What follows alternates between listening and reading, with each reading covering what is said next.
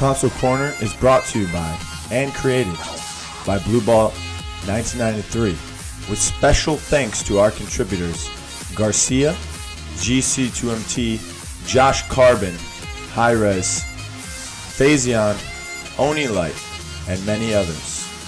If you'd like to be a contributor and a more prominent supporter of Console Corner, be sure to visit our Patreon at patreon.com/blueball.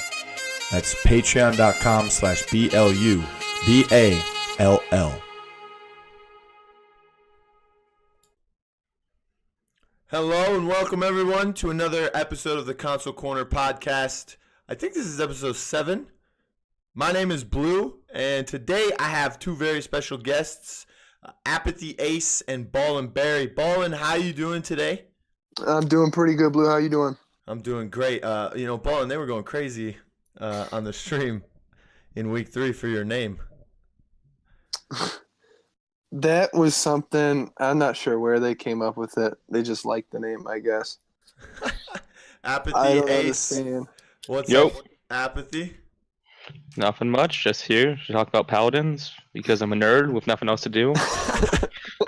All right, so this is awesome, and the main reason why it's awesome that you two are on the show today is because you both are the captains for your team, and your team's just got your first wins in the PCL. Yep. So congratulations, you guys broke the barrier of being winless. That's Thank good. you. Thank you. Ballinberry, you guys beat a team that was supposedly gonna shake up the scene a little bit in the PS4NA side of things. Had a couple veterans on their team within Sorrow and Garcia. Unfortunately, Sorrow left the team.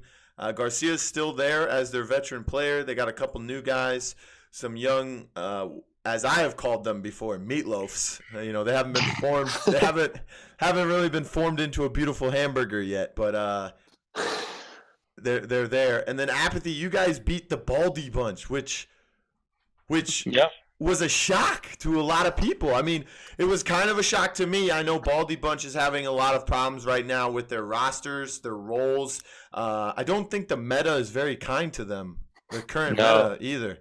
But you guys seem to grind it out. You guys made 2 roster changes as well. You brought in Regan, who was on Press Y, and he was on a really good team at the time in Press Y. I think Press Y wouldn't have done so good or wouldn't have done so well in the PCL as I would have hoped or thought initially, because the triple DPS really favored them, and that's kind of falling off a little bit. Yeah, but double support meta is pretty hard right now. Exactly. It's been pretty popular. Our team's been liking it a lot. We have a lot of people who like to play support, like having 2 people on support. It's nice. Obviously, it's nice for our tank players. I like having 2 supports. It's easier for me to play, Yeah, you can get aggressive more. Yeah, I love playing aggressive in Nara. It's probably my favorite thing to play, is just to be really aggressive and get in people's faces, All right, so you're a frontline main, and you say you love playing with 2 supports because you're able to just get aggressive as much as you want because you have 2 supports that are backing you up there. Let's go to the other side of the spectrum here. Ballin, you're a support player. How do you feel when your tanks are getting aggressive? Oh, God, please don't get me started right now. Because that was a big problem. You guys lost game 1 against Warm. I don't understand. And your tanks were with just the draft. so aggressive. We had a god tier draft. They gave us BK and Willow on Jag Falls. You can't ask for much more than that. On top of the Inara Fernando. I mean, you can. You can ask for a hit scan. You could, but for some reason, we wanted to bring the fight to them instead of them coming to us. And I don't understand what was going through the heads of. You wanted to run the dive comp. I get it. But apparently, people on console don't know how to use a Damba to their advantage. Allow yourself to heal up for a half a second before you start running your nose into somebody's face again. You are one of the few people who pulled the Damba out in PCL this season. Is that a comfort pick or? For me, I'm 100% comfortable with it. I don't have an issue playing with it. My only concern is the tank play, not being comfortable with the Damba. They don't know how to play with it. They're used to the pit burst or the Saris full heal rather than sitting on top of just a Grover passive is what it'll feel like to them. Yeah, Because I think it's like a 250 and a Gordon 270 per second with the Damba Mending Spirit. So they're not quite used to that. They more like the burst is what my two tanks like to play with. Yeah, I mean, most people like burst heals. That's why it's a problem with, when you're in ranked. It's need healing. 'Cause Need healing, yeah. they just think it's going to be – okay, so you had the Inara and the Fernando in that when you were Damba, and you out-healed yourself. Your game 1, you had more healing than you did in game 2 and game 3. I think game 1, when we were trying to push on them, we had no reason to. They had a lot more damage in that first game as a team than what they did in games 2 and 3. Because I know the Nessa in game 2, they ran double heals that game. Well, Fury, she does a lot of damage. She was lead damage, I think, halfway through the second point fight is when she kind of started falling back. And then you played Grover the next two. The next 2 games. You had 157,924,000 heals with the Damba. It just goes to show Damba's very strong. Pumps out a lot of heals. Yes. So, Apathy, let's talk about what about the roster changes? I know SoldierBot came over as well. Yes. And he played for Baldy Bunch the week before. So, how did that happen? How did you guys land SoldierBot? I know, his name's Ryan, but yeah, I know Ryan was having some issues after he got cut from Fable, which is now Onslaught, and yeah, he stopped playing Paladins for a while. He subbed for Press Y during qualifiers. I think in week 1. He subbed for another team somewhere in between, I believe, and then he comes in. He plays for Baldy Bunch in week 2. Yep. And I guess they wouldn't let him play damage. So yeah, that's what he was saying. Is he was very unhappy because they would not let him get on damage. I think he was playing tank for them. Yeah, yeah. He said he wanted to be on damage. He felt like he should be on damage, not on tank. Well, I thought it was odd that he was on tank in week 2 when I was watching the stream. So yeah, he's a really good DPS player, and my team has lacked some consistency with our DPS.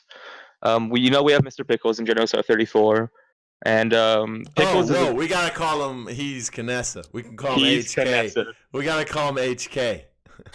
Okay. I didn't. Okay, sorry to interrupt you, but when they told him he needed to change his name, I told Fazian, I said, what's wrong with his name? And he was like, and then he was like, Rule 34, and I'm like, I don't know what that is, man. I'm gonna Urban Dictionary it, and I Urban Dictionaried it, and then by the time Fazian responded when I said I don't know what that is, which was only about 30 seconds, I just saw that quick glimpse of that, and I was like, okay, I get it. Yeah, I shouldn't probably say this, but it was pretty funny to me that it even got on one stream, Oh, the great Ballsack had to change his name. He was on PS4 NA. Yeah. His name, I think he played on an account, Maeve's Blades once, and now he just plays on Topo Justice. Okay. Which he played for warm up in week 2 as a sub. Genos always talks about how much he hates that name. He hates the name Genos34 and wants to change it. Yeah.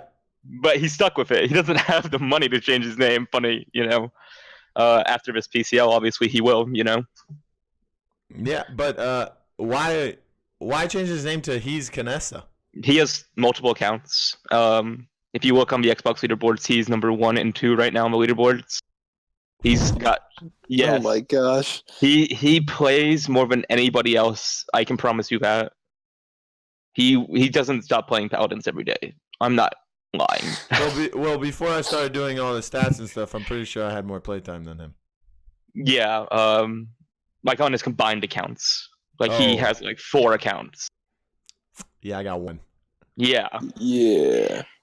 So he just plays constantly every day. He loves queuing up for ranked.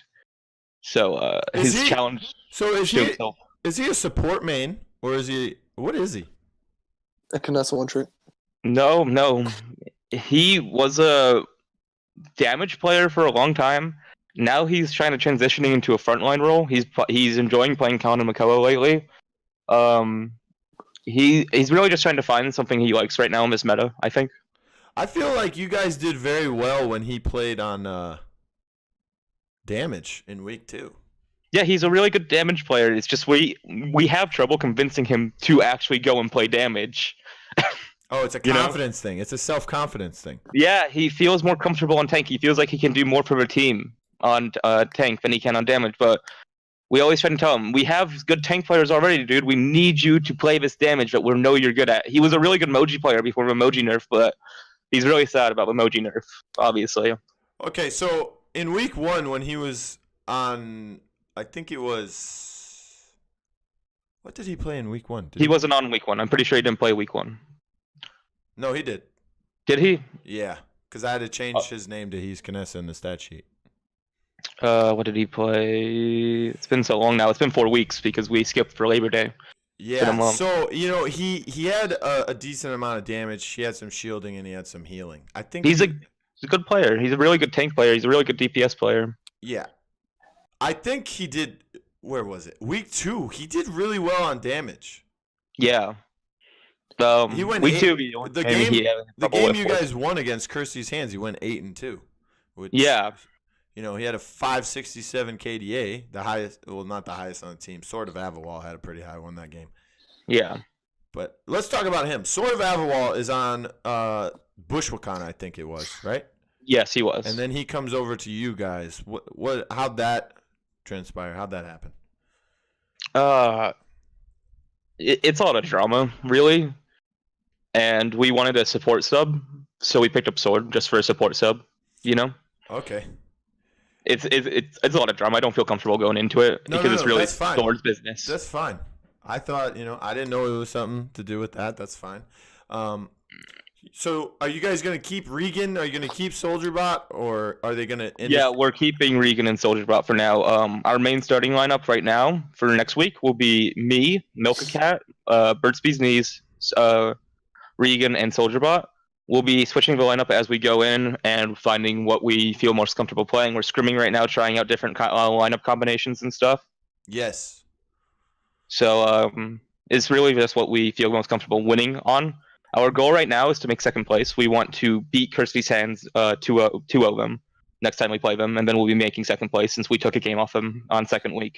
Yeah, exactly. Okay, but what about when you go up against Onslaught? Because your next matchup is against them. We feel like we have a chance to beat them. During qualifiers, we beat them with Mr. Pickles, Chisio, me, Milk, and Burt's. We took a game off them. We took our Ascension Peak game off of them, which is our favorite map to play. I'm not going to lie. Ascension Peak is our favorite map to play. We feel really comfortable on it. Yeah, you guys found success on that map. You beat Baldy Bunch on that map, and you beat Kirsty's Hands on that map. So... No, we beat Kirsty's Hands on Bright Marsh. Oh, yeah, that's right. It was 3-4 on Ascension Peak. We feel like we should have run that Ascension Peak game, honestly. We really feel like we choked it there. I remember Dovahkiin came in with the Ruckus with the Hexafire towards the end. Yeah, we felt like we should have won that game. We feel like we choked a little bit there. Speaking of Ruckus, how do both of you feel about Ruckus right now in the meta? He's good in certain maps, really good on certain maps. I think in the right situation, also he can be super strong. Right now, I think a lot of the meta is just burst. And Ruckus suffers, especially against like the Willow or the Drogos or BK. So if those are off the board or you have them, I don't see an issue why you shouldn't be picking Ruckus late. Ruckus is 6-0 in PCL. Is he? Which blows my mind. 6-0. Our third game against Kirsty's Hands, other than Willow, that game on Serpent Beach, Ruckus was our biggest problem, just because he could waste so much of our DPS players' time having to deal with him. Yeah. His ult's really good, and he just wastes time. That's why I think he's doing really good right now. Is he just wastes your DPS's time while the enemy team's DPS does stuff. I feel like if you know how to utilize Ruckus's legendary card, then you will be effective in the match. Like when Aerial Assault was just so good, people would just if you were able to use that Aerial Assault as much as possible and as well as a top tier player could, then you were just a dominant Ruckus. And now the same thing I think is with the missiles. Yeah, I think the I missile was- makes him able to 1v1 DPS, which is why it's good.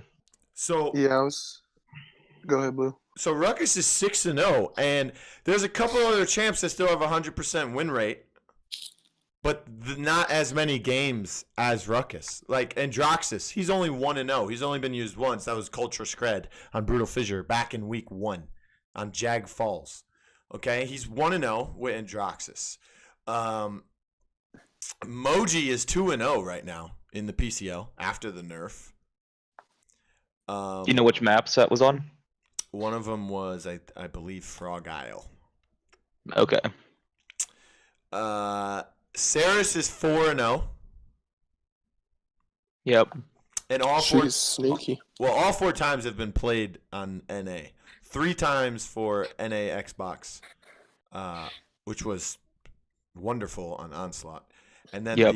the other one was Sir James Parker from Elevate. And then you have, I think there's another one. Let me see. No, that's it. So there's 4 champs that are 100% win rate, but the highest amount of games out of all those is Ruckus. So he's 6-0 right now. How do you guys feel about Ash? I like Ash. She's pretty strong and in the right hands can do a lot of work, create a lot of space with her knockback, running like percussion 5 or something. I was watching PCL today, SK and Envious, and I think it was Bitey was playing the Ash very, very well. Yeah, that's why I He was asked, creating a because on lot of PPL, space. Ash is getting picked up a good amount. Every game almost is what I saw. Well, she got picked twice in PCL so far, and she's 0-2. I don't understand that. I'll play her in ranked, and I mean, yeah, her DPS is low, but she can do a lot of work. And if played correctly, you can still compete. I think she's good. Like when you're scrimming, when you're playing against 5 people with 5 people on your team, just because she can finish kills. You know, she's just got that range and that around the corner. You know, like tanks are really good for finishing their DPS kills. You know, I think Ash has that power. I think Ash is fairly balanced at the moment. She's one of those champs where it's not just one talent automatically. It's not just 2. She has 3 good talents. Obviously, the shoulder bash one is not good anymore because they took the CC immunity out of it. But the other 3, you know, there's a time and a place for the big shield. There's a time and a place for the stun ult, the increased ult charge with the stun. And then there's a time and place for the 100% distance on the shot. Yep. And the extra damage. So, I mean, I think she's balanced. I just think that console hasn't really practiced with her and incorporated her into strats as of right now. It's not that I don't think she's not balanced. I just think some of the other tanks are on balance with how good they are. Like Khan, I think, is on balance. He's very good. Because he has that sustain and he has the removal. A removal with very little risk to yourself when you use it. You know, not like Drogo's removal. I just feel like Khan is very strong. Terminus is obviously banned right now. I feel like Inara is really strong, especially in this meta. Like I was saying earlier, with the double healer. You know, she can't. It's hard to punish an Inara. Even harder now. Oh yeah, especially with the double heal meta. So some of the other champs that have been picked but have not gotten a win yet are Eevee,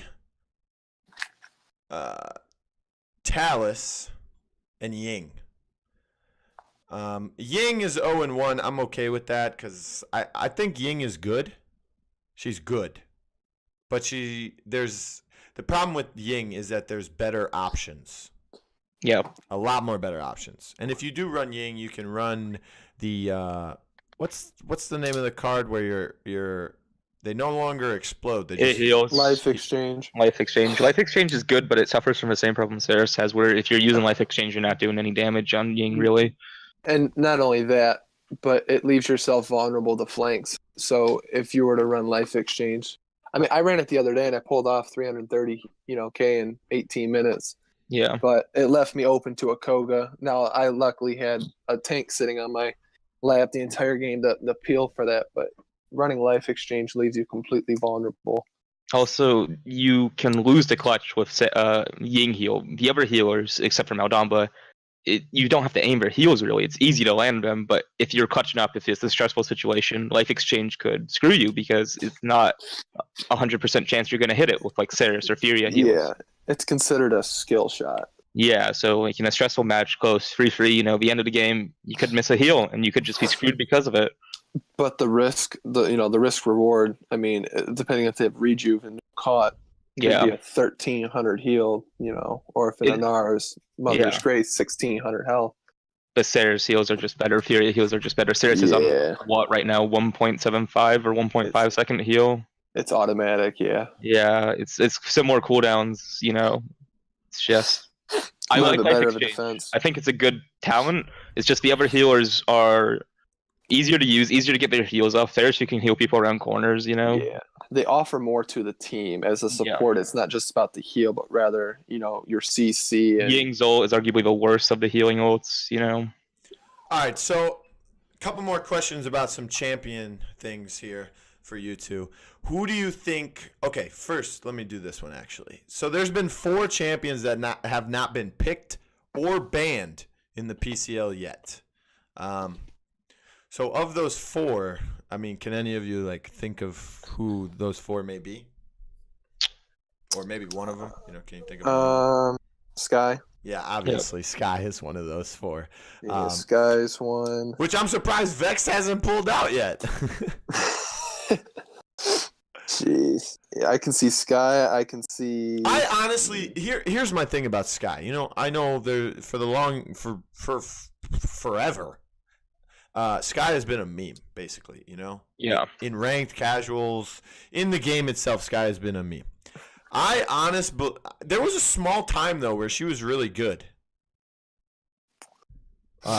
They buffed her or did something, and everyone was first picking her. I don't know. I don't think it was that she was good. I think it was that there wasn't as many busted champs, and people didn't know how to deal with somebody playing this guy. Shaolin probably not been picked. Shaolin's in there too. So real quick about Sky though, I think Sky needs one change, and she would be good because Sky's ult is really good.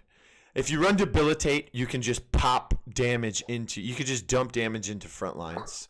Yep. You can keep putting your ult on the front lines and allowing the rest of your team to just burst them down if you have the right composition. But the problem with Sky, if you look at all the other flanks, they have a very viable escape. Yep. Sky does not have that type of escape. And the reason why, the invisibility is not a good enough escape, even if you have 3 ways to do it. You have the smoke screen, you have the just go invisible, and then you have the card you can put in your loadout where if you're a certain amount of health, you automatically go invisible. The problem with that is clearly Illuminate. Yes. The card, as soon as someone purchases that item, her kit is destroyed. And I feel as if Sky had a better escape, a more viable escape, she would be a better champion. I think that's a big problem, but I also think Sky suffers from a problem if you're playing against 5-man good players. They're not going to lose track of this guy. They're going to be watching for where she's coming from. Well, that's with any flank really in a 5-man. Yeah, but the other flanks have the Sky. Entire thing is about getting the jump on somebody. The other flanks don't have to do that to still be effective. Because you're right, they have the movement ability. If Sky doesn't give a jump on somebody, she's just going to be ineffective. Even if she runs Debilitate and she has a better, let's say she has an escape like Talus, okay? She's able to teleport out. Yes. Even if they know you're coming and you hit them with Debilitate, you start dumping damage into them, you can back out of the fight and they'll still have a lot of their health missing because of that poison. Yeah.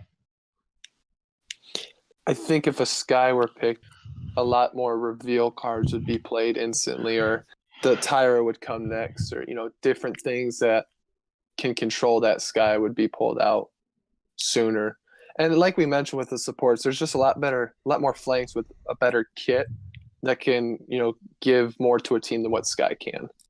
I think that's really holding her back. You talk about reveal cards. I think that's a big topic. When it comes to a lot of these lower tiered teams, I don't think they realize how important it is to have multiple loadouts for champions. You know, if you're playing a Victor, for instance, and the other team has a Shaolin, you don't necessarily need to buy, Illuminate. You can get a card where if you shoot someone, it reveals them in your ADS, or a Strix or a Sky or, anybody. Genos, Kanessa. Run it on Genos. Just have your Genos shoot the Sky whenever he sees her. Exactly. And then there's other cards as well that do things that are similar to revealing, but for different abilities, if you know what I mean. And I really think that people don't take the time to really dive deep into their loadouts like that anymore. A lot of the lower tier teams really don't focus on that. They just think that if this character's good, then you run this and you run that and you do this and you do that and it's a win. But that's not how it is necessarily. I honestly believe we need more loadout slots. Like, I don't think 5 is enough. I can agree with that. Like, I play a lot of Terminus. Well, Apathy, did you play the game back in the day before OB64? No, I did not. Okay, so are you familiar with what happened in OB64? No, I am not. Okay, so basically OB64 took it where in casuals, your cards could go from level 1 to 10. Okay. And you could have all level 10 cards. Or you could have all level 1 cards or, mix and match. But the thing is that the other team, if that person plays enough, every time you play and you level up your champion, you get a champion chest. You open the chest. If you get a duplicate of your card, it levels up the card. Certain amount of duplicates equals 1 level up for your card. So if you get like 4 duplicates of 1 card, it levels it from 1 to 2. Yes. And then that is how you get higher leveled cards in your deck. So then when you're playing in the game, if someone who doesn't play the game as much as the opponent. I remember hearing about this outrage. I used to play a lot of Overwatch, and there was a lot of outrage about this pay to win, right? Is what we were saying? It was sort of pay to win because you could keep buying chests to open them to level up your cards. Then the other problem was that it totally destroyed competitive play, ranked and like PCS and stuff, because in the competitive format, all cards cap off at level 4. Okay. So everyone's deck was level 4. So it took out a lot of people's flexibility to be able to play different play styles and play the way they feel they want to play. It was, yes, I agree, it was much easier for newer players to get into the game because you say, oh, that card at level 4 does this, that card at level 4 does this, does that much healing, does this much cauterize, does this much damage reduction, does that, Yeah. At the same time, a lot of people were kind of nerfed because they weren't able to play their certain play style that they have been accustomed to. Then, to go to what I was saying before, you say 5 cards in a loadout is not enough. You have 15 loadout points, right? Yeah. Yeah. Before OB64, you only had 12. Oh, I'm not saying that 5 cards in a loadout isn't enough. Sorry, I'm saying we don't have enough loadout slots. I want to have more than 5 loadouts. Yeah. Okay, I get what you see. Yeah. You only have 5. It's theoretically 6, but the first one is a default one that you can't get rid of. Okay, I understand what you mean.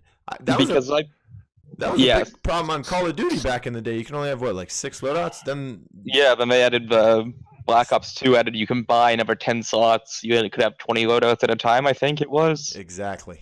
I think, I agree. We need more loadout slots. Yes. Mainly, I find that problem really bad on Terminus. I have one loadout where I have 0 CC reduction, which is crazy to say on a tank. But Terminus and Inara are the only 2 tanks I don't think need CC reduction. Terminus, because you cannot burst down a Terminus quick enough, I believe, even if he gets CC'd. Whoa. I feel like, I don't know if I'm tripping or something. I don't do drugs or drink alcohol. Very often for the alcohol part. I don't do drugs at all, okay? But I truly believe that when I come back alive after using my Termal, I die quicker. Yes. I don't know if it's because everyone's focusing me or just because it's some weird glitch that's not supposed to happen. But it would take 4 hours for a team to kill me. And then when I use my ult, it takes them 4 seconds to kill me. Whenever I Termal, I make sure I have Power Siphon ready. I don't use all my Power Siphon before I die. You get bursted down because you can't do anything for a second or two while you come back. But if you Okay. save Power Siphon when you come back, you can just survive. When but we were playing against Onslaught, But going back to what you said, you had one that's no CC and then no CC. I very rarely pull it out, like only against teams that have very little CC. Well, that's one of my loadouts taken up, and then I have 4 loadouts where I have CC.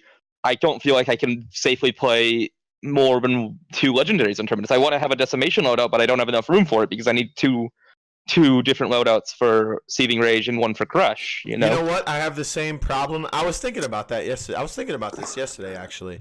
I was making a new build for Grover. When I had the same issue. When I was streaming yesterday, and I was like, okay, I got if we have double support, and and I'm able to be the flanking support, this is what I'm gonna run. This is my flank damage, right? This is my. Then I had another one where it's like, this is where I am like the sniper damage, if we have double support again and I'm the Grover. Then I have another one where it's a small map and I need to heal. Then there's another one where it's a big map and I need to heal. Then there's another one. And then my last one is it's like medium healing, but it's got a lot of CC reduction and damage reduction in there, right? And then I was sitting there and I was like, man, I need more slots because I need to put, small map with CC, big map with CC, and then, you know what I mean? So I understand where you're coming from. Also, you feel like you have to delete your fun loadouts you have because you need to make room for your good loadouts. Like my Leanne, 5 points in the dash distance. Constantly have to delete that when I want to play Leanne, because I need more room. And I love that card because it's so much fun to play, especially in when I'm just playing by myself solos. I just want to play Leanne with 5 points in dash distance. It's hilariously fun if you guys have never done it.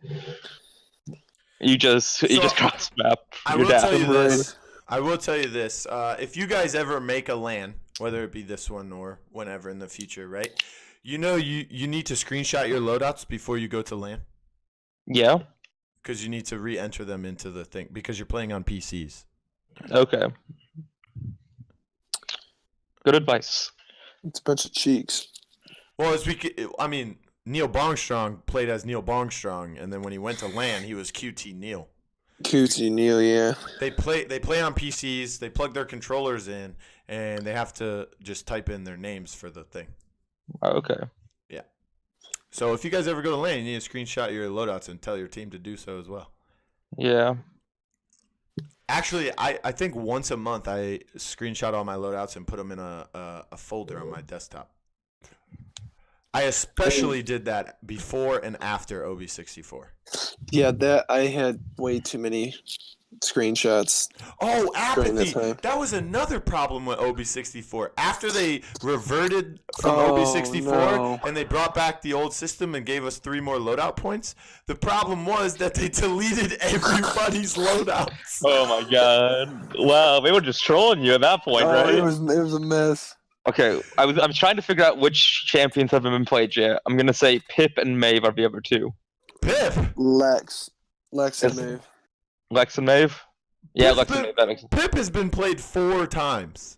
He has been played 4 times? Really? What are they playing right now? Damage Pip? Kirsty's Hands pulled him out twice. Uh-huh. Once against you. How do you forget that? I have a horrible memory. You've got to understand this, Blue. It was the game that you guys won on Bright Marsh. So, Blue, you gotta understand. LOL. I'm gonna tell you about my personal life. Is I work at a restaurant, and I used to work in a restaurant. I run on caffeine. I had 3 hours of sleep last night between 2 shifts. So You're preaching to the choir, brother. I don't sleep. Yeah. So my memory is just gone. Okay. Have any of you looked at my Twitter? It's every hour of the day. There's a post, dude. I don't sleep, doc. I've had 3 coffees with 6 shots of espresso today. So I'm always answering people. I'm always available for chats or whatever, and it's dude, I don't sleep. They pulled it out on the Bright Marsh game, you said? Yes, when you guys I don't remember that game. That game was so quick. You guys had the Vivian, and you guys had 4 champions able to shield. And I was talking about that a month ago before the Moji nerf. I was playing in a game. We had, before Torvald got his new buff, we had a Torvald on our team. We had a Fernando. We had a Furia who could bubble on her heal. And then I was like, yo, this is like kind of OP because it would force teams to have to get 1 or 2 wreckers and not let them go into cauterize. So if you can juke a team in the draft to not draft any champions that have cauterize built into their kits, you could potentially just run over teams because they're forced to buy wrecker. See, what I believe is that Crispy Hands really screwed up their draft that game. They had the opportunity to pick up some good picks, but they didn't. The problem is I don't think anyone was helping Pip with the Vivian because Pip can kill Vivian. Pickles did really well that game too. He did really, really good on Bomb King that game. We were really proud of him. That was Pip's only loss in the PCL. Was it? Yeah, he is. Yeah, see, I barely remember that game. It was so quick. He's 3-1. Well, when I think about the day, I think about the Serpent Beach game, and I think about the Ascension Peak game. I don't remember the Bright Marsh game. That Serpent Beach game, I was really unhappy with that game, with how it went. Okay, so the other champions not played yet are Lex. Hasn't been banned or picked. So Lex, Shaolin, Sky, and Maeve. Okay, so I was right on the Maeve. I'm surprised Maeve hasn't been played. I mean, The damage reduction nerf really hurt her. I think she's still good. That execution She's ability. good. Yeah, she's good. I just don't think teams will. I don't think there's a point in playing her though right now with how strong Androxus, Zin, Eevee, Koga. That's the thing. all. Androxus is super strong. He's not incredibly been banned. He hasn't been banned at all, and he's only been picked once. And to top it all off, I think the strongest champion during HRX in January overall across PC and console was, of course, Buck. Yes. But I think Androxus right now, with the Punch Legendary, is stronger than Buck was during those days. I think that put him above the Buck, but Andrew does require more skill and ability to flick. Also, the popular maps just aren't Andro maps. Frog Isle isn't an Andro map. I wouldn't pull out Andro and Frog Isle. Yeah, true. Hard for him to Okay. What do you think the popular maps are? And tell me. Serpent, Stone, Frog Isle, Jaguar, Bright Marsh. Because I'll tell you right now what the popular maps are. Serpent. I say Serpent, Ascension are 2 top. Okay, Stone Keep. So the number 1 picked map is Stone Keep. Stone Keep. Yeah, we banned out Stone Keep when we played against Baldy Bunch. Well, I don't see anybody on Baldy playing Andro though. Ascension Peak has only been picked 3 times, and it's been twice in your sets. Yeah, I know. I believe that. We love Ascension Peak, but a lot of teams hate it. Well, I can tell you right now that Ascension Peak has been banned 4 times in PCL already. Twice by one team, and that team is called GameOver. Ballin. Onslaught banned Ascension Peak into my team once because that's the only map we took off of him. They did. I don't know why we want to ban Ascension. That's like not a lot of people on my team are comfortable with that map. Okay, so what happens if you go up against Curse or Onslaught again, Apathy, and they ban Ascension Peak? What happens then? Our next ban would we wouldn't ban Timber because nobody plays Timber. That's just out of respect for everybody else. Yeah, see, I think that's what Donka from Bushwalking. Cyclone told me. When we played against Bushwalking Esports, not many people know this. We scrimmed against that team probably 10 to 12 times before qualifiers even started. We never lost to them except on like maybe 1 or 2 games when we screwed up our drafts. We lost to them really badly on Timbermill, Ruckus, so we banned Timbermill against them when we played them in qualifiers, and I think they would have taken it to us because they knew they could beat us on there if we didn't ban it.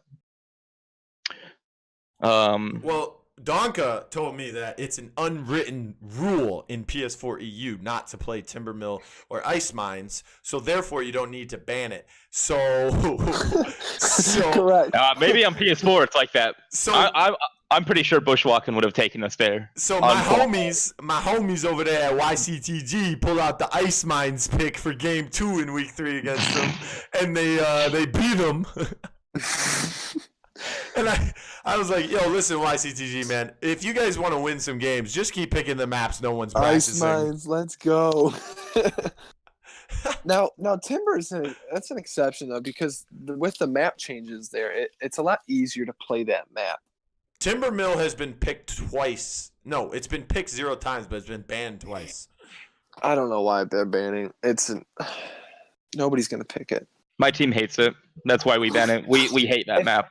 If you look into casuals, I think one day out of the week, the game is like, all right, 9 times out of 10 we're going to Timber Mill, and that's the day nobody plays Paladins, just because of that.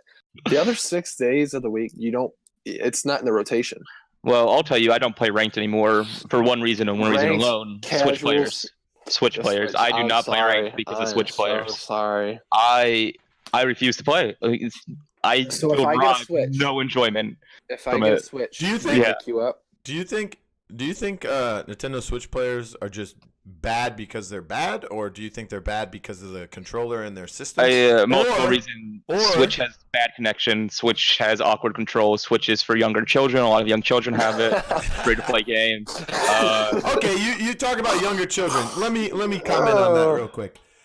Yes, that is true. But did you guys see the ESPN magazine cover with Ninja on it? Yes. Okay, did you see the tweet that I said about it? Yes. Okay, so Apathy. Ninja is famous. He got famous first of all because he played Halo professionally on Xbox, right? Okay. What symbols or icons are on your buttons? AXYB. Okay, what symbols are on the PlayStation? Triangle, square, XO. It's circle, but okay. I wasn't gonna say anything. So, and then now he's famous because he plays battle royale games on PC and he streams on PC, right? Mm-hmm. So he doesn't play on PS4. Maybe he does like behind the scenes, but he is not famous for playing on PS4 at all. Mm-hmm. ESPN magazine has a cover with Ninja on it. It's got his face on it, and on the side, the design that has the words is the PlayStation button symbols. Okay. Okay, and that really, really ticked me off because that is another poorly portrayed message to the general public from the mass media depicting video games. Yeah. And what I mean is, if a child in today's society goes up to their parents and says, I want video games for my birthday or for Christmas, what is that parent going to think of when they think of video games? Consoles. Exactly. So I think that's why consoles have a bigger player base of children, is because of that. It's not because consoles are not taken seriously. It's not because console gamers are not serious gamers. They're not good at gaming. We get a lot of slack from the PC community, and I agree. PC is the master race, but that is because you can customize and build your own system. I have a theory about what you are saying. If I had a kid, I would rather put them on a console than on a PC for 2 reasons. On a console, I know it is moderated by a team of admins. The community is moderated. People will get banned for communication. On PC, there's no control over that. PC is kind of like a wildlands. It's up to individual games moderation teams to do it. Okay, you played Overwatch and you play Paladins now. How long did it take us to get console reporting on Paladins and Overwatch compared to their PC versions? But how long has Xbox have reporting through the Xbox system? Now, just because there's a reporting system doesn't mean the admins actually do anything about it. No, there's an automated system. There is. I have a friend. He's the most toxic Paladins player, and I've been working with him to just calm down. Who is it? Name drop him right now. I did it. J_D1125. Okay. Bluball, you know him. JD? Peer pressure. JD. Oh. Trust me, it's bad. I'm surprised this guy hasn't been expelled from PlayStation because of some of the things that he has said and some of the things other people have said in return. Is he still your sub? He's a man. He's a work in progress. Okay, no, speaking of...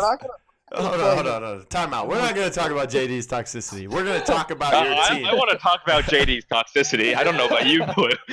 You and I have a thing to a separate talk. Because I cannot repeat. All right, so, Ballin, you guys were able to... First of all, so let's talk about your roster, okay? What happened to Drizzy DS? Drizzy, he's had a lot of personal things. He's busy with school and other things in his own life. He had to kind of step away from PCL. Although we respect him and He helped us make it to the PCL, and we wish we had him with us. He wasn't able to, and he kind of pulled himself aside. Yeah, you definitely need that .07 KDA on your team. Well, he did a lot more against the Oni Channers than people realize. For some reason, that's what I wanted to talk about. You guys beat Oni Channers in the group stages. What happened in the PCL? Tank play has decreased. It's bad right now, and I'm hoping. I've been talking to an old Xbox guy, possibly playing with us this weekend. Over Who's the current it? tank. Who is Name it? drop. Slither? Name drop. Slither? No, not Slither. NA. No. Destronite. So I've been talking with him. Sorry, I couldn't control the laughter. No, but he's certainly a lot better of a tank than what we're currently playing with. We have no peel. I was watching VODs of the Frog Isle game. I had a con chasing me for 23 seconds before it finally died. And I'm playing Grover, and there's only so much vine whipping you can do across the map. But I counted. It was 23 seconds before he finally died. That's just not going to cut it. Good teams are going to punish me for it. Do you think your problem is your callouts, or do you think execution is the problem? No. Do you think your team just doesn't listen to callouts? That's a big part, and the big thing with it is the tanks thinking they know what they're doing, and they very well. I mean, they might, and they see things that I'm not seeing. But when it comes down to somebody making a call out like, "Yo, they're in the back line and they're not peeling," they'd rather fight an Anara that's getting pocketed by 2 supports rather than peel. That's an issue. All right, so second person you guys no longer have, and I thought was a big addition to your team. What happened with Jordan? Jordan, he was on, but he wasn't. He was never there to scrim. He was unresponsive in chat. He wasn't communicating, and I told him multiple times, if you just communicate and we talk, that's a different. Whoa, where'd he go? You guys just cut out, right? Yeah. Yeah. But I mean, Jordan, I wish he would have stuck around. He kind of started playing other games. I think he got busy with his personal life as well. But yeah, he was just unresponsive. All right, so you lost Drizzy and you lost Jordan. You guys pick up. You guys have Ned, Vengeance, Peacekeeper, who is a good solid lineup. And then you pick up Galaxy. Galaxy, I think, is one of the best blasters on console. So how does he fit into the team so far? I know he's been playing some hit scans for you guys in the. So with Galaxy joining and with the current meta and like the flanks being played a lot, Peacekeeper, he's really specialized in playing the Andro, as well as maybe a little bit of the Koga and the Zen. So we decided to put Peace on the flank to create the pressure and leave Galaxy as a backline damage, whether that is on blaster or another hit scan. And Galaxy's done a phenomenal job with just being thrown into that position. He did fairly well in his first couple of games, and he did even better in the third week there. And he actually gave Leanne one of her only wins. Only wins, yeah. She's 2-9. So Prosper was the other win, which is strange because Leanne's really good. We went back, and you know our Serpent Beach game against Kirsty Sands. I assume you watch it, right, Blue? Yeah. We went back and we said to ourselves, if we would have picked Leanne over Victor Bear, we probably would have had a better chance to win that game. Because the Ruckus was such a huge deal, and because Leanne can just hit those auto aims at Willow and zone her a little bit better than Victor can, Do either of you guys go into a draft like, hey, this is what we want to do here? Or do you guys just like, oh, let's see what they do and try to pick around it or something? On our comfortable maps. When we get thrown out of our comfort maps, we have a hard time deciding what we want to do. Okay. I think a lot of teams do that, Blue. Like, we're on Bright Marsh, let's go in, let's let's pick a close team comp. But I think that's a very common thing for all console teams. Everybody's going in with the same idea. Let's see who can get the champs first, and then go from there. Hey, when was Terminus banned in PCO? From week 1? After week 1. After week 1. Okay. I was gonna say he's been picked 6 times and banned twice. Yeah, Terminus is overpowered. So he's 2-4. I think he's really good. If you lose with Terminus, I think he denies good DPS players their ability to play DPS well. Okay. You know. Term can create a lot of space, which is something. I mean, my tanks, they have a hard time doing that, and neither of my tanks can play Term. But if you have a team that can play Term and that can create a lot of space, that opens up a lot of different options. Also, your team to Crush. push through. If you are a worse team than the enemy team, which we all think that we are worse than some other teams. I'm in PCL, obviously, right? Like, I genuinely believe HappyBattleCats is worse than Onslaught, but Onslaught's been to 3 lands at this point. 2. They Okay, went to 2 lands. spring as Fable, summer as Onslaught, but that was Miracle and Trenzic's only lands. The other 3 guys on the team have been to multiple lands. Yeah. No. Cool Matt has not. He's only been to 1. So Wonderful and Skeppy have been to every land. So we are definitely a worse team than them. The reason we were able to beat them during qualifiers is because we had Terminus, and Terminus, his stun gives you the opportunity to pick off better players just because it's a stun, you know? Mm-hmm. His Power Siphon stops their better players from doing what they want. It allows you to save your teammate's life at an impossible to kill. If you use Power Siphon your teammate, they cannot die, you know? Yeah. It's just really, really strong. If you're coordinated, I think he's probably the 2nd or 3rd strongest character in the game for a coordinated team. All right, so which of the divisions do you think is the most competitive right now? Apathy, you can go first. I'd say our division is pretty competitive, especially now that my team has picked up Soldier Bot and Regan. I think we have a real good chance. Okay. But I'm not an expert on PS4 or EU. Yeah. What about you, Ballin? Who do you think has the most competitive division right now? I would honestly, not just because I'm in this league, but I would say PS4 and A, just because Oni Channers beat Elevate. Elevate's also beat Oni Channers. We beat Oni Channers. Warm-ups gotten close to taking points in games off of Elevate as well as Oni Channers. I'd say there's just all the games for the most part seem to be competitive. I just think what happens to a lot of different players is they just get worried seeing the QD Shoe and Atomic Boom and Swiper and all these stacker lineups when they go up to play in an actual tourney rather than just a scrim, because scrim results, and they're just scrims, but they look a lot better and they show a lot more than what the tourney games actually do. So for these younger players to be playing scrims matter, man. That's how you get egos. Correct. Well, I'll use warm-up as an example. They would take games off of Oni Channers and go into play Oni Channers and just get 4. That's it.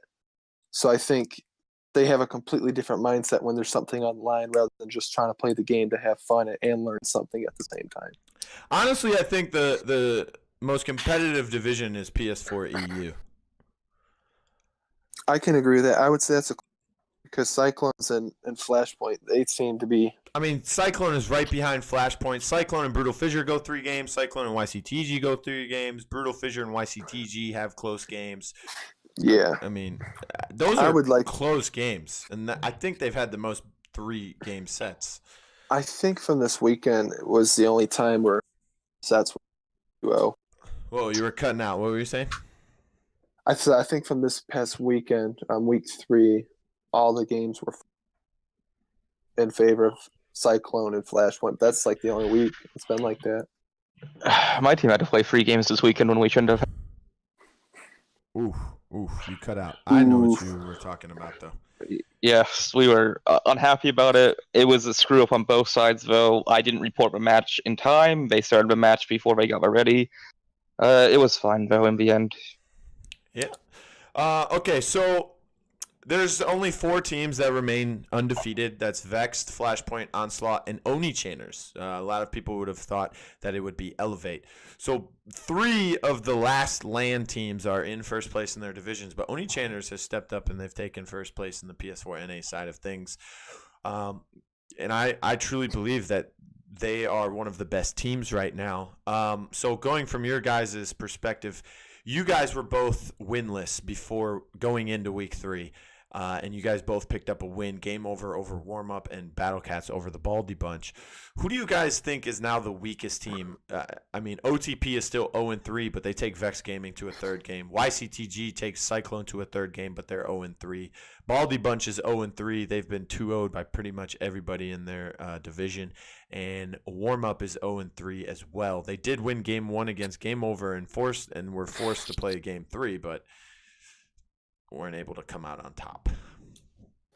I don't know how Baldy Bunch went from more competitive during qualifiers to less competitive during the PCO. They beat did they beat Onslaught in qualifiers? I can't remember. I don't remember. I'll check the brackets right now. Ooh, they did not. I would agree with Apathy on that. With Baldy Bunch, I think they just have a lot of roster problems right now. They're not just quite comfortable with that, as well as the meta. I mean, they had Hill Time on damage this week. He's been playing frontlines before that. Flavor Fear stepped in 1 week. Styles switched from frontline to support in game 2 against BattleCats. Baldy went from support to frontline. They're all good players. Exactly. I just think I don't they think need to just settle. They don't play well together. No. They need to settle, find a role, and just go with it.